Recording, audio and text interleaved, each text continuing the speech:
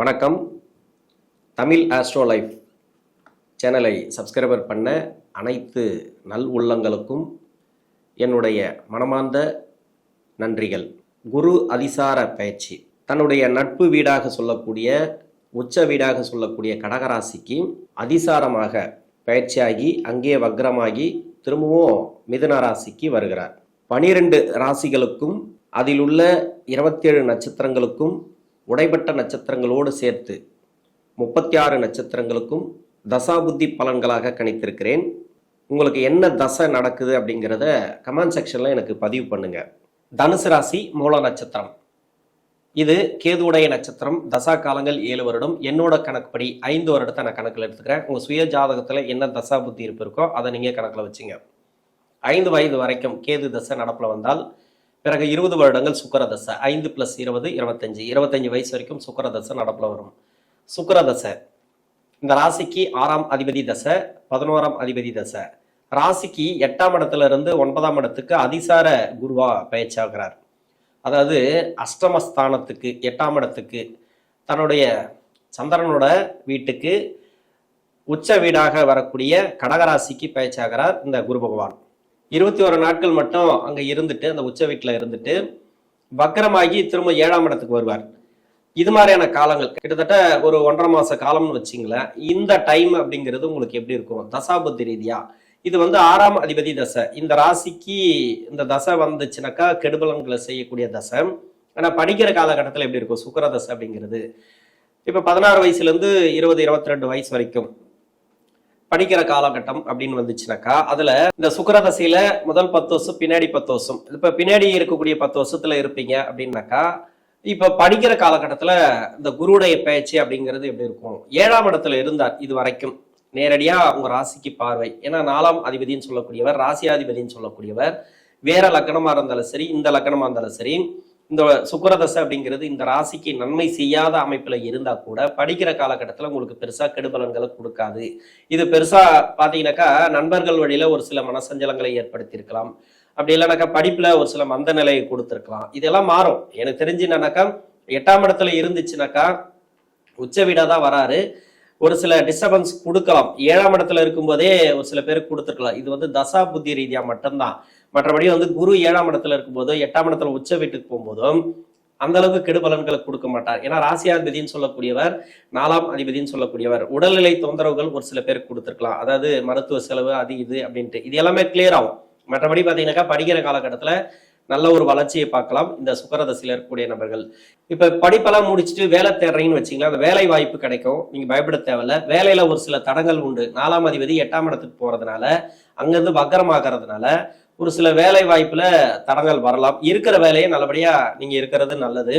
புதுசா வேலை தேடக்கூடிய நபர்களுக்கு கொஞ்சம் தடங்கள் வரும். ஏற்கனவே வேலையில இருக்கிறீங்கன்னாக்கா உங்களுக்கு பிரச்சனை வராது. உங்களுடைய முயற்சிகள் தான் இந்த இடத்துல 8ஆம் இடத்துக்கு குரு போகும்போது உங்களுடைய முயற்சிகள் அதிகமாக போட்டே வரும். பண விஷயத்துல கொஞ்சம் கவனமா இருங்க. 25 வயசுக்கு மேல 31 வயசு வரைக்கும் சூரிய தசை. சூரியன் பாகிஸ்தானாதிபதினு சொல்லக்கூடியவர். இந்த தசையில உங்களுக்கு பெருசா கெடுபலன் கிடையாது. 8ஆம் இடத்துல குரு போய் மறைஞ்சாலும் சரி உச்சமாக இருந்தாலும் சரி உங்களுக்கு அந்த அளவுக்கு கெடுபலன்கள் கிடையாது. வேலை ரீதியா நல்ல ஒரு மாற்றத்தை கொடுப்பார். ஏன்னா சூரிய தசை அப்படிங்கிறது உங்களுக்கு யோக தசை தான், பாகிஸ்தானாதிபதி தசை தான் இந்த ராசிக்கு. அதனால் நீங்க பயப்பட தேவையில்லை. 8ஆம் இடத்துல மறையும் போது என்ன மாதிரியான தடங்களை கொடுக்குமோ அப்படின்ட்டு. ஆனா பண விஷயத்துல மட்டும் கொஞ்சம் கவனமா இருக்கணும். தொழில் செய்யக்கூடிய நபர்கள் மட்டும் கொஞ்சம் கவனமா இருக்கணும். மற்றபடி வேலையில இருக்கிறவங்க, அதாவது எம்ப்ளாயா இருக்கிறீங்கன்னு வச்சுக்கலாம், ஒரு மாச சம்பளத்துல அவங்களுக்கு எல்லாம் ப்ராப்ளமே வராது, நல்லாவே இருக்கும். திடீர் இடமாற்றங்கள், ப்ரொமோஷன் கிடைக்கிறது, அது இல்லாத வண்டி வாகன சேர்க்கை, வீடு கட்டுறது, ப்ராப்பர்ட்டி வாங்குறது, இது மாதிரி ஒரு நல்ல பலன்களை கன்ஃபார்மா கொடுத்துருவார் குரு உச்சமாகும் போது. திருமணத்துக்காக முயற்சி பண்றீங்க அப்படின்னாக்கா இந்த ராசிக்கு திருமண ரீதியா இப்ப குரு 8ஆம் இடத்துல மறையும் போது திருமணத்தை கொடுக்குமா? அப்போ உச்ச வீடு தானே, அப்படி எப்படி கொடுக்காம போயிடும்? ஏன்னா ராசியாதிபதி தானே, 4 குடைவர் தானே. குரு பொதுவாகவே சுப கிரகம், 2ஆம் இடத்தை தான் பார்ப்பார். அவரு அதிகபட்சமா பொருளாதார வளர்ச்சி கொடுப்பார், குடும்ப வாழ்க்கையில நல்ல ஒரு முன்னேற்றங்களை கொடுப்பார் இந்த குரு பகவான். அதனால சூரிய தசையில இருக்கிறவங்களுக்கு திருமண வாய்ப்புகள் உறுதியா இருக்கு. திருமண தடைகள் கிடையாது.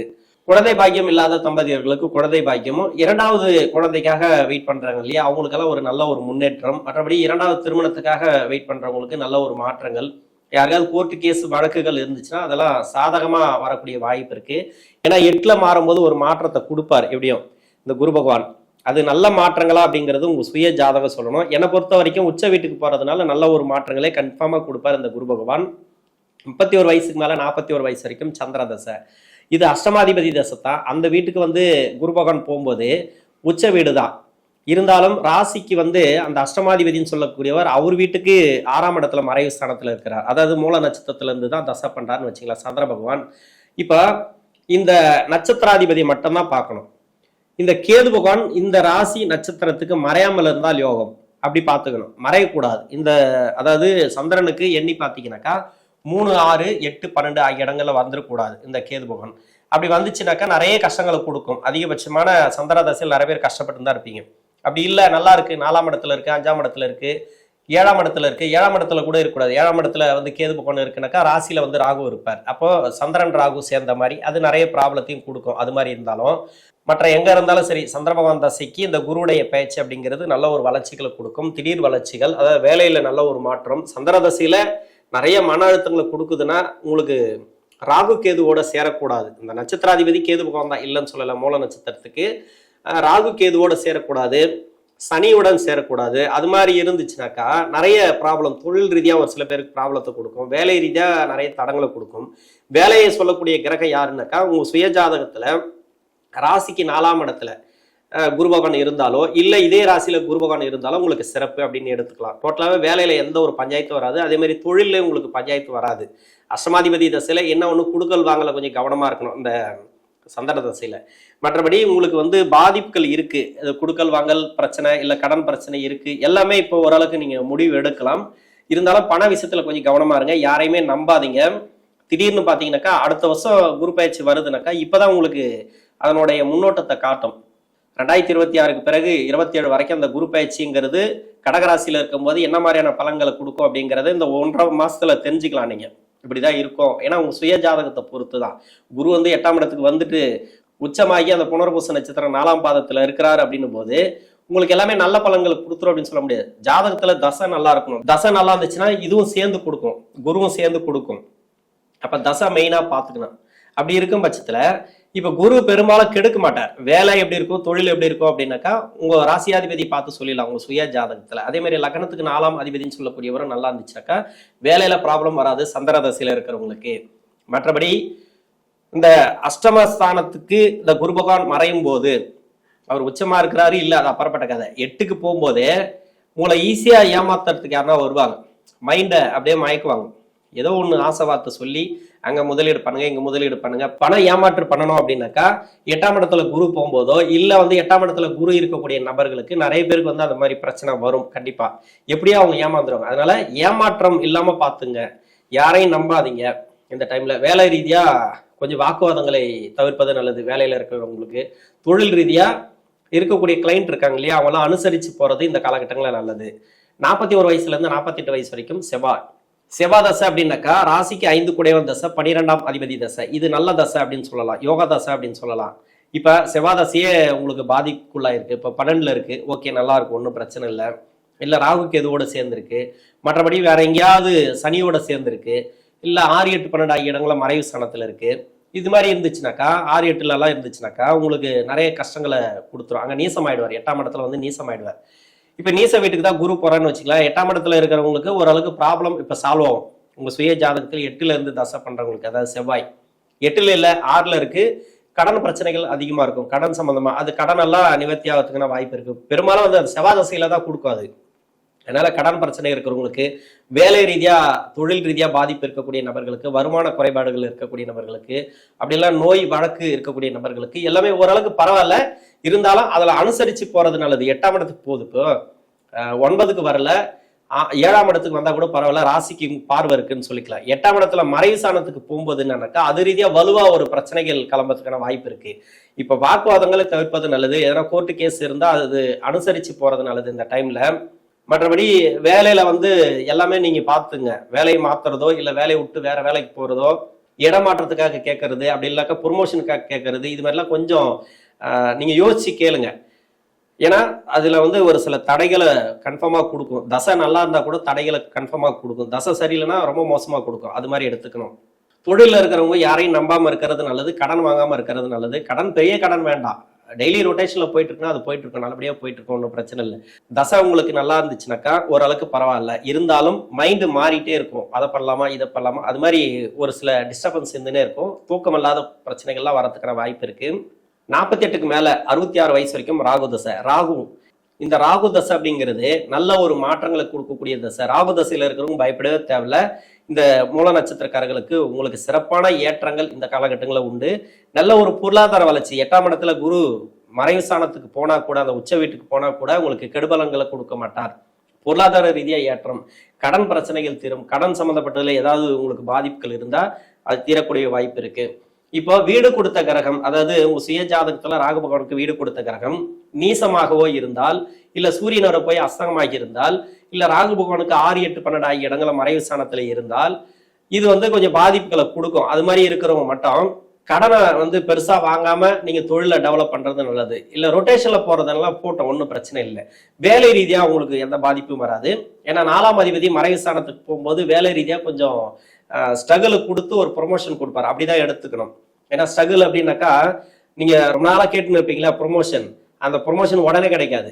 இப்ப கொடுக்கலாமா கொடுக்கூடாதா இப்போ அனலைஸ் பண்ணுவாங்க. இப்ப இத்தனை நாளா அதை எடுத்தே இருக்க மாட்டாங்க. இப்ப ப்ரொமோஷன் கொடுக்கலாமா, அந்த இடம் காலியா இருக்கு, இவரை உட்கார வைக்கலாமா அப்படின்ட்டு காரசாரமான விவாதங்கள்லாம் போகும். விவாதமே தேவையில்லை, உங்களை பத்தி சொல்றதுக்கு விவாதமே தேவையில்லை, தாராளமா கொடுக்கலாம் அந்த இடத்த. ஆனா அவங்க கொடுக்க மாட்டாங்க, அவ்வளவு ஈஸியா கொடுக்க மாட்டாங்க. அந்த விவாதம் எல்லாம் பண்ணி அதுக்கப்புறம் அதை கொடுப்பாங்க. அந்த கிடைக்குமா கிடைக்காதா அப்படின்ற ஒரு மனப்பதட்டம் இருக்கு பார்த்தீங்களா. ஒரு 3 நாளா இருந்தாலும் சரி, ஒரு 5 நாளா இருந்தாலும் சரி, ஒரு வாரமா இருந்தாலும் சரி, அது மன நிம்மதியே போயிடும். கிடைக்கலாம் கூட அது சந்தோஷமா இருப்பான். ஆனா கிடைக்குமா கிடைக்காதான்ற ஒரு ஃபீலிங் இருக்கு தெரியுமா, அது ரொம்ப மோசமா இருக்கு. அந்த டைம் தான், வேற ஒண்ணும் இல்லை. மற்றபடி நல்ல அமைப்பு தான். இந்த ராகு தசையில இருக்கிறவங்களுக்கு சுப விசேஷங்கள் அதிகமா நடக்கும். வீடு கட்டுறது, அந்த ப்ராப்பர்ட்டி சேர்க்கை, இது எல்லாமே நீங்க எதெல்லாம் நீங்க முயற்சி பண்ணீங்களோ அனைத்தும் வெற்றி வாய்ப்புகள் உண்டு. குரு மறைவு ஸ்தானத்துல இருக்கிறதுனால ஒன்றும் பிரச்சனையே இல்லை. அது உச்ச வீடு தான். திரும்பவும் வக்கரமாகி ராசிக்கு 7ஆம் இடத்துக்கு வந்துடுறாரு. அதனால அவங்களுக்கு அந்த அளவுக்கு பாதிப்புகளை கொடுக்காது. ராகதசையில இருக்கிறவங்களுக்கு 62 வயசுக்கு மேல 82 வயசு வரைக்கும் குருதசை. குருதசையில நல்ல ஒரு வளர்ச்சி. 8ல குரு மறைகிறார், உச்சமாகிறார், அங்கிருந்து வக்கரமாகிறார். அந்த கணக்கே உங்களுக்கு தேவையில்லை. அருமையான டைம் அப்படின்னு சொல்லலாம். அந்த குரு தசையில இருக்கிறவங்களுக்கு எப்படி இருந்தாலும் சரி, குரு கைவிட மாட்டார். வீட்டுல ஒருத்தர் வேலை கிடைக்கும், யாருக்கோ ஒருத்தருக்கு வேலை கிடைக்கும். இல்ல உங்களுக்கே நீங்க வேலை தேடுறீங்க, வேலை கிடைக்கும். வெளிநாடு சம்மந்தப்பட்ட வேலையா இருந்தாலும் சரி, வெளிநாட்டுல இருந்து இங்க செட்டில் ஆகுறது, பூர்வீகத்துல செட்டில் ஆகுறது, அது மாதிரி தொழில் ரீதியா நல்ல ஒரு ஏற்றம். இடம் சம்பந்தப்பட்ட பிரச்சனைகள் இருந்துச்சுன்னா அந்த பிரச்சனைகள் சால்வ் ஆகும் இந்த குரு தசையில. உடல்நிலை சார்ந்து நோய் நொடி பிரச்சனைகள் அது மாதிரி எதனா இருந்துச்சுன்னா மருத்துவ செலவுலாம் குறையறதுக்கான வாய்ப்பு இருக்கு. வீட்டுல வேற யாருக்குன்னா செலவு பண்ணியிருந்தா கூட அந்த செலவுகள்லாம் கண்டிப்பா இந்த காலகட்டங்களில் குறையும். 82 வயசுக்கு மேல 19 வருடங்கள் சனிதசை. சனிதசை பின்னாடி வரக்கூடிய சனிதசை மன நிம்மதியை கொடுக்கும். குரு உச்சமாகிறார், 8ஆம் இடத்துல மறையட்டும், தப்பே கிடையாது. இருந்தாலும் தெம்பு கொடுக்கும், ஒரு தைரியத்தை கொடுக்கும், ஒரு தன்னம்பிக்கை கொடுக்கும். இது வரைக்கும் மன நிம்மதி இல்லாம வந்திருப்பீங்க. அந்த சனி தசையில நிறைய மன உளைச்சல்களை பார்த்திருக்கலாம், தேவையில்லாத பிரச்சனைகள்லாம் நீங்க அனுபவிச்சிருக்கலாம். இது எல்லாமே மாறும். டோட்டலாவே 7ஆம் இடத்துல இருந்து ஒரு மன நிம்மதியை கன்ஃபார்மா கொடுத்துருக்கு இந்த குரு பகவான். 8ஆம் இடத்துல போனாலும் உங்களுக்கு நல்ல ஒரு பொருளாதார வளர்ச்சி, குடும்ப மேன்மை, குடும்பத்துல நல்ல ஒரு அன்னோன்யம் இருக்கும். அதாவது வாரிசுகளோட வளர்ச்சி நல்லா இருக்கும், பொருளாதார முன்னேற்றம், ஏதோ ஒரு வருமானம் வர்றது, சொத்து பத்து பிரச்சனைகள் தேர்றது, அது மாதிரி இந்த சனி தசையில நல்ல ஒரு மாற்றங்களை இந்த தனுசு ராசியில் இருக்கக்கூடிய மூல நட்சத்திரக்காரர்களுக்கு தசாபுத்தி ரீதியாக குருடைய பயிற்சி அப்படிங்கிறது ஏற்றங்களை கொடுக்கும். நன்றி.